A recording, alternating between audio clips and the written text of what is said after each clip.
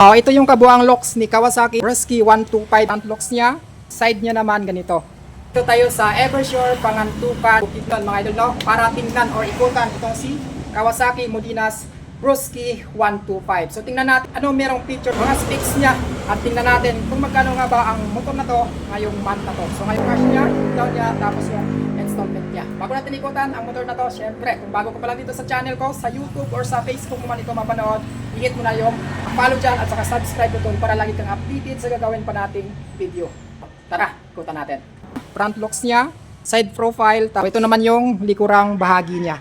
So sa harapan niya, ganito lang yung pagka-decals niya. Wala kang makikita ganong decals dito or mga sticker. So makikita natin dito sa taas yung Modinas. Naka-glossy dito. Tapos dito parang carbon fiber finish na black din siya. Tapos pagbaba mo sa ilalim, ay butas-butas dito. Meron siyang lining na red dito. Tapos ito na naman blue. Pagdating naman sa headlight niya, no, yung mga ilaw niya dito, headlight saka signal light niya, puro na yan LED.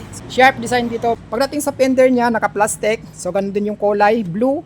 Tapos may halo siyang red dito at saka black. Pagdating naman sa suspension, ganun pa rin, naka-telescopic fork suspension siya. So traditional din yan. Sa gulong niya sa harapan, so ito siya 80 by 90 by 14. So standard, kadaling hanapin pagdating sa aftermarket. So sa braking system niya naman, makikita natin dito sa harapan. So naka disc brake na yan. So hindi pa siya ABS. Sa gilid niya na bahagi, ito yung mga decals niya. Makikita natin yung pangalan ni Brusky. Ayan, naka white. Meron siyang black. Tapos meron din siyang red dito. Sharp design siya dito.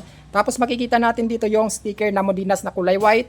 Tapos meron din siyang red dito. So 125cc, yung kanyang displacement. Tapos naka fuel injection. Pagbaba mo dito sa ilalim, dito bandang bahagi, naka matte black na yan siya mga idol, no? So asahan natin na matte black talaga yung ilalagay dyan. Kasi nga madali siyang magasgasan dyan or madali siyang madumihan. So ito yung footboard niya, kanang sapatos mo or chinilas mo or paa mo. So rough siya, so hindi basta-basta tadaos-dos yung paa mo dito, yung sapatos mo or kaya yung chinilas mo. Pagdating dito sa side stand niya, so wala siyang safety features katulad ng ibang motor na side stand kill switch.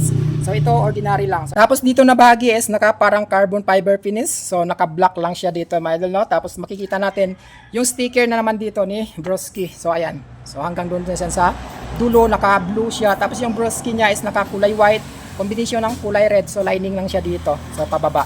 Tapos makikita rin natin pangalan ni Kawasaki sa ilalim, no? Mga idol, naka-sticker siya. Tapos pagdating naman dito sa apakan ng angkas, siya basta-bastang nagba-vibrate pagdating mo sa top speed. So ayan, no? Tapos ang ganda dyan, may guard siya dito. So hindi basta-bastang papasok yung paa mo banda sa loob. So pag apak mo dito, may guard na yung paa mo, yung sapatos mo. So meron rin siyang kickstart. So bukod sa electric start, pagdating sa starting system niya, meron siyang kickstart na backup na in case na maubusan ka ng baterya or madrin yung baterya mo, meron ka talagang backup na magagamit. Pagdating sa suspension niya sa likod, naka-coil spring. At pagdating sa braking system, drum brake. So kahit drum brake yan mga idol, kung magaling ka sa adjustan, so kapit na kapit pa rin yung preno mo. Sa size ng kanyang gulong, nasa 90 by 90 by 14. So ganun din, standard. Napakadaling hanapin after market. So ito naman yung likurang bahagi niya. Meron siya ditong reflector. So dagdag visibility yan during night ride. At may reflector na rin siya dito. At may ilaw na rin siya dito, no, banda sa lagayan ng plaka mo. Makikita natin dito yung signal light, no, sa likod. So ayan, naka LED na yan. Tapos sa tail light niya naman, so ayan, nakapatulis or naka-sharp design dito bandang likuran niya at naka-LED na rin yan. At pagdating dito sa muffler niya, meron siyang guard na plastic. So ayan, o. So hindi ka basta-basta mapapaso dito yung angkas mo kapag napadikit yung paa niya dito. Kahit ikaw na driver, pag napadikit yung paa mo dito, hindi ka rin basta-basta mapapaso. So meron siyang cooling system, naka-air-cooled pa siya mga idol. Yung apakan ng angkas, ganun din. So naka-fix at may guard yan dito. Na hindi basta-basta papasok yung paa mo dito sa loob. Pagka-decals niya sa kabila, so kung ano sa kabila, ganun din dito mga idol. Makikita natin yung Brusky, ayan. Tapos naka-kulay blue dito.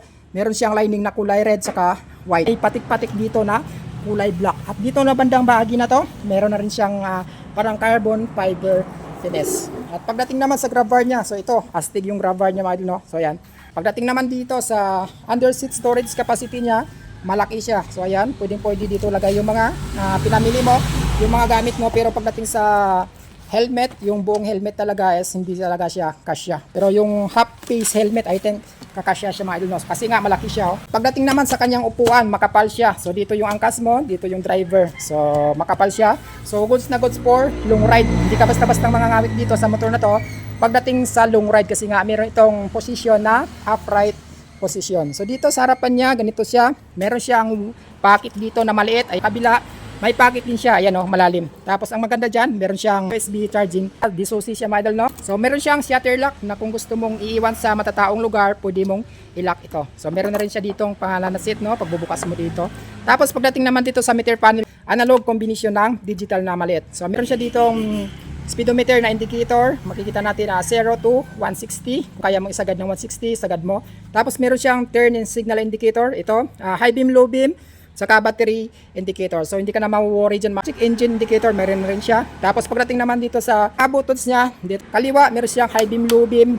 Dito naman yung horn niya, tapos yung signal lights niya, left and right. Tapos pagdating sa starting system niya, andito yung electric start niya. Ito pala yung hazard niya. Ito yung price, Broski 125 ngayong month of November. So meron siyang 77,800 pesos. Sa down payment niya, 3,500. Sa 36 months is 3,920. At pagdating naman sa rebates niya is 500 pesos. Basta updated ka magbayad sa motor na to. So kung interesado ka dito kay Broski 125 mga idol, no? Visit ka na dito. Eversure Pangantukan, Kidnon. Open sila dito mula alas 8 ng umaga hanggang alas 4 ng hapon.